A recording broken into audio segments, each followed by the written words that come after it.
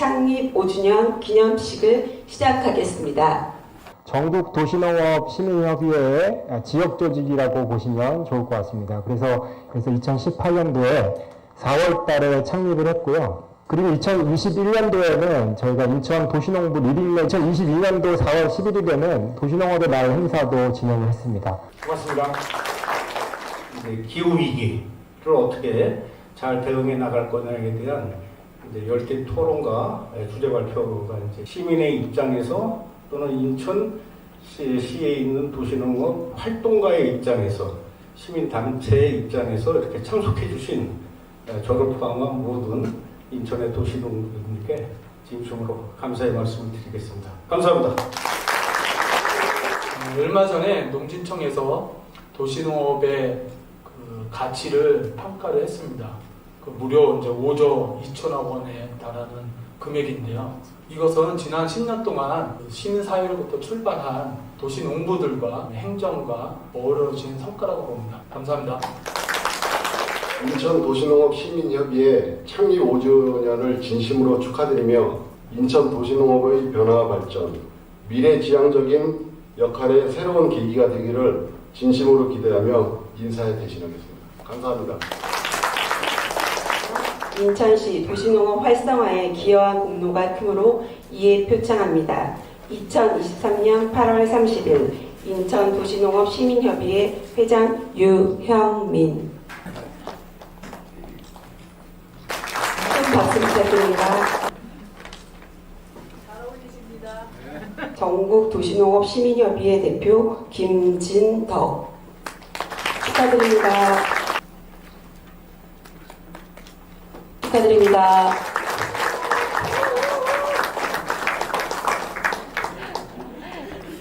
창립 5주년 기념식 행사를 모두 마치도록 하겠습니다. 도시가 우리의 텃밭이다. 도시를 경영하자.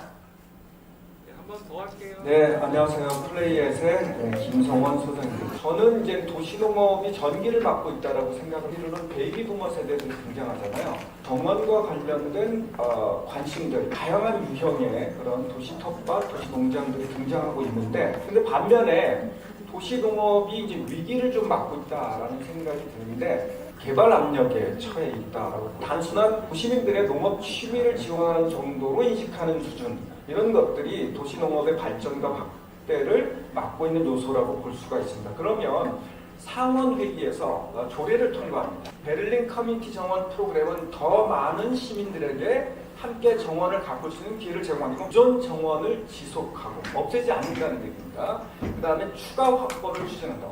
도시 공간과 도시 사회를 위한 커뮤니티 정원은 정원 자체만큼이나 다양하다. 정체성, 형성, 환경 정의, 교육의 장소, 이웃의 생산적인 커뮤니티 상호작용, 생물 다양성, 기후 적응 및 도시 식량 생산 기지다, 이런 얘기를 합니다. 프랑스의 자덴바타즈라고 하는 곳인데 131개의 도시 텃밭이 있습니다. 노동자 복지를 위해서 시작됐습니다. 의무적으로 뭐냐면 지금과 같은 텃밭을 만들게 하는 겁니다. 이건 뭐냐면 지속성을 저해하는 건 뭐냐면 1년마다 재분양하는 겁니다. 그런데 진짜 중요한 건 뭐냐면 서구나 북미에 비해서 우리의 도시 텃밭이 너무 적다라고 하는 겁니다.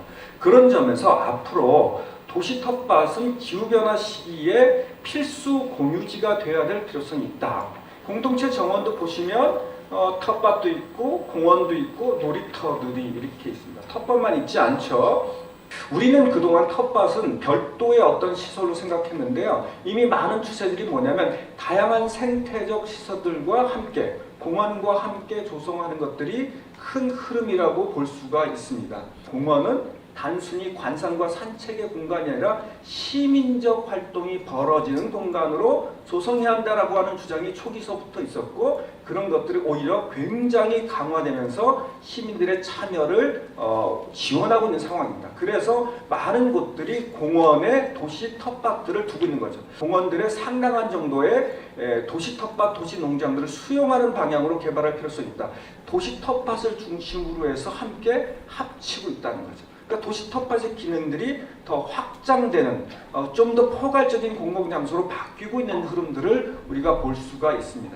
그러니까 기본적으로 유럽의 도시농장들도 점차 뭐냐면 야외에 있는 복합적인 공공장소이자 문화적 공간으로 바뀌고 있다라고 하는 것을 알 수가 있었고요. 지금 상하이 중심부입니다. 굉장히 고급 주택가인데요. 대규모 아파트 단지를 만들면 기부 체납해서 도시 농장을 만들도록 했습니다. 그래서 조성된 도시 농장이거든요. 단순 관리하거나 단순 정보만 제공하면 시민들의 참여율이 떨어진다. 시민들이 참여하게 하고 그 운영권을 시민에게 위임하고 시민에게 관리하게 하면 시민력이 늘어나더라. 즉 뭐냐면 시민들이 애정을 갖게 되는 거예요. 그리고 그 속에서 관계가 지속됩니다.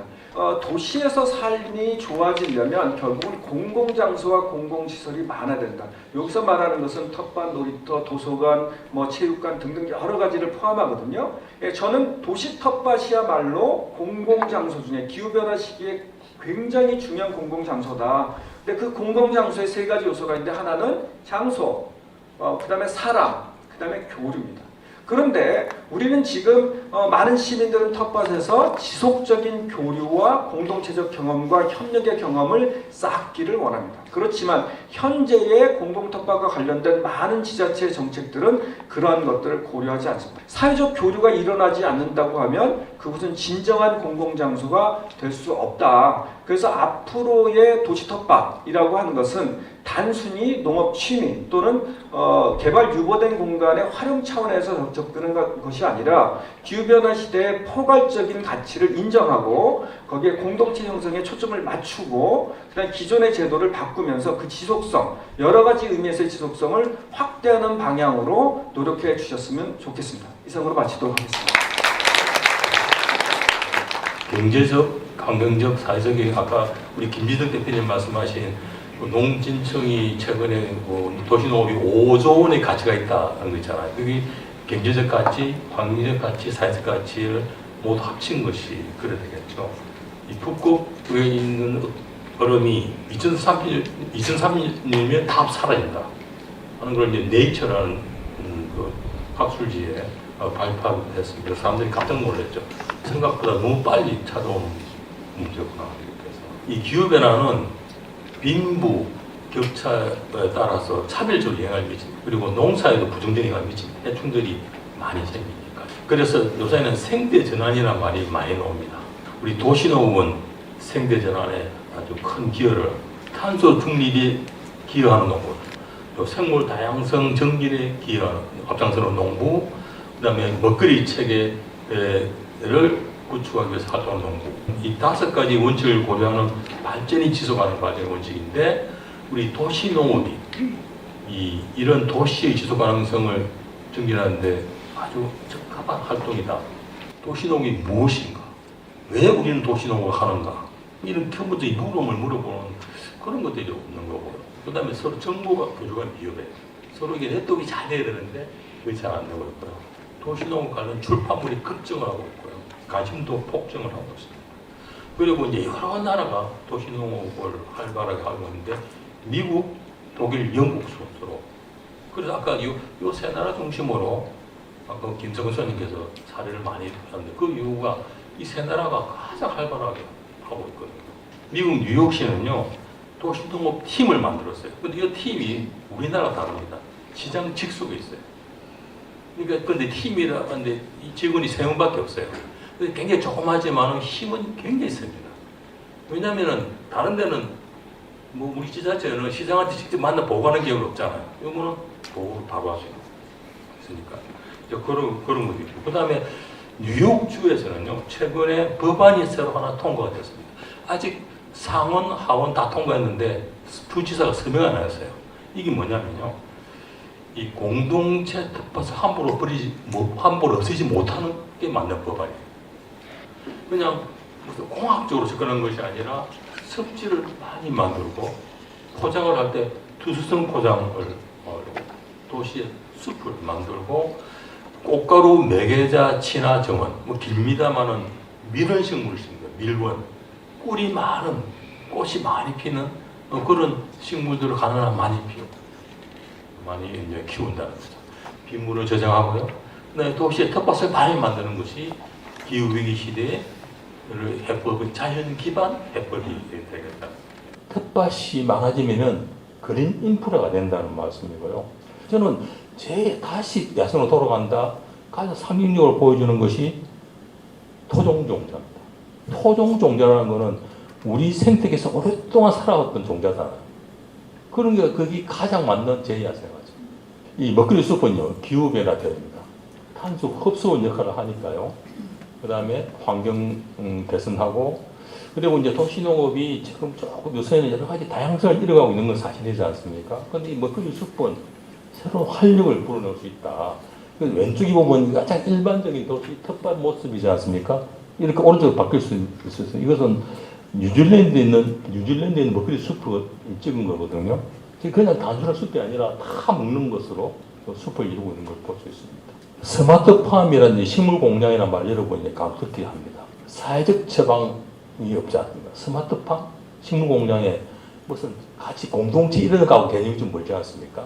그런 차원에서는 낮은 지속 가능성이 낮은 도시농업이다 이렇게 볼 수 있죠. 그래서 우리가 지속 가능성이 높은 도시농업이라면 공동체를 항상 의식하고 많은 사람들이 어울려 살 수 있는 그런 텃밭인가를 따져보자는 그런 말씀입니다. 이 여러 가지 주체들 간의 네트워크가 중요한데 우리나라는 좀 잘 안 되고 있는 것 같아요. 우리 기후위기 시대에 지속 가능한 도시를 위해서는 도시농업이 주류화해야 된다. 이런 위기를 도시농업 제도역을 위한 기회로 삼은 좋은 시기가 현재가 아닌가 그런 생각을 합니다. 여러분 고맙습니다. 제 발표를 마치도록 하겠습니다.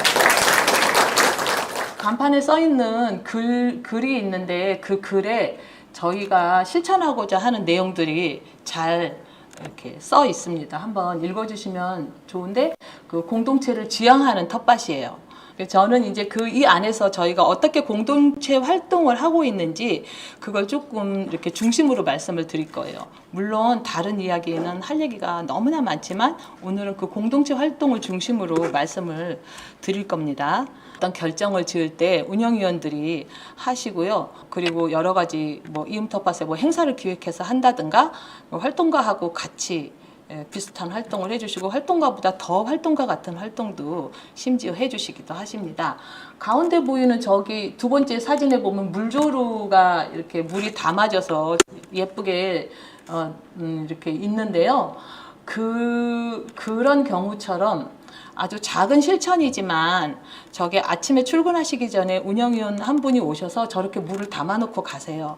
별거 아닌 것 같은 저런 작은 실천들이 계속 이렇게 이어지는 것, 그리고 그런 게 이제 전체 분위기를 이렇게 끌어나간다는 것, 그게 운영위원들의 큰 역할이라고 생각하거든요. 자원활동은 위음 텃밭의 참여자들은 모두 다 해야 되는 의무사항이에요.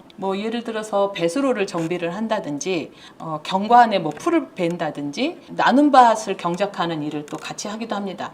나눔 밭은 위음 텃밭에서 어떤 기부하는 작물을 기르기 위한 공간인데요.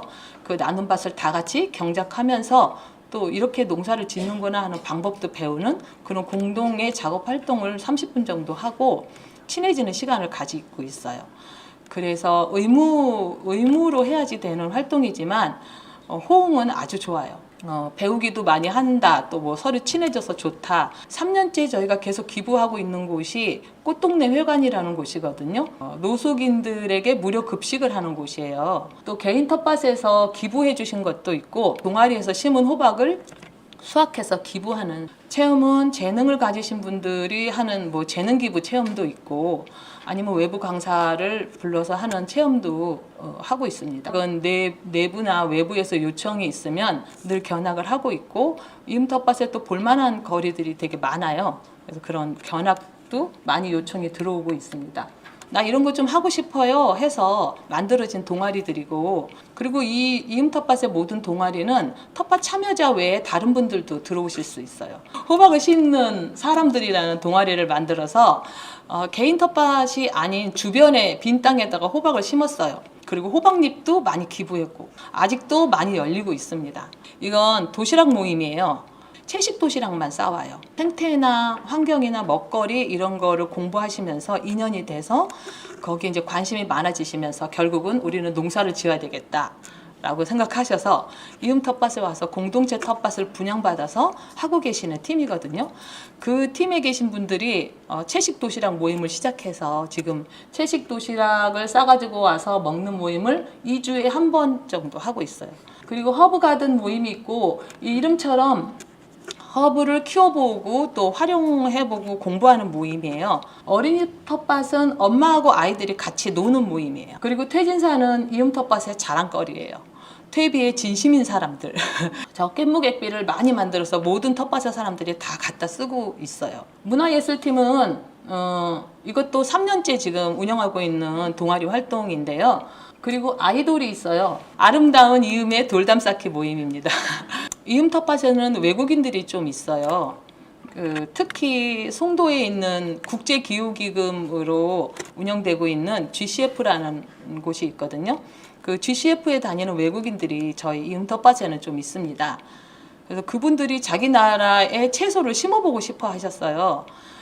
그래서 시작된 게 글로벌 가든 동아리인데, 그래서 바나나 나무도 지금은 굉장히 커 있고, 라오스 목화, 인도 오이, 이음리 이야기마당이라는 프로젝트를 진행을 했었어요. 내력 있는 채소 주스에 대해서 저도 처음으로 알았고요. 잘 알지 못하는 국제 옵서버라는 직업에 대한 이야기를 해주신 그 김부근 씨라는 분이 계시고, 인도의 라다크에서 NGO 활동을 했던 때에 이야기를 해주셔서 굉장히 재밌게 들었고요. 든지 극지 식물에 대한 이야기를 해준 거라든지 시 낭송을 하는 날도 있었어요. 하반기에 다시 한번 할 예정이에요. 저 같은 활동가가 해주는 협력도 한 몫을 하는 것 같더라고요. 3학년짜리 남자아이가 혼자 텃밭에 와서 선생님 이거 좀 이상하지 않아요? 이러면서 물어보는 경우가 있어요. 치매 엄마를 간병하는 50대 여성분이 계시는데 나는 살기 위해서 텃밭에 나와요. 이렇게 얘기를 하세요. 6살짜리 남자아이는 자기는 곤충 박사라고 그러면서 매일 곤충을 만나기 위해서 텃밭에 오고, 20대 청년이 그렇게 저한테 얘기하더라고요. 돕고 사는 사람들이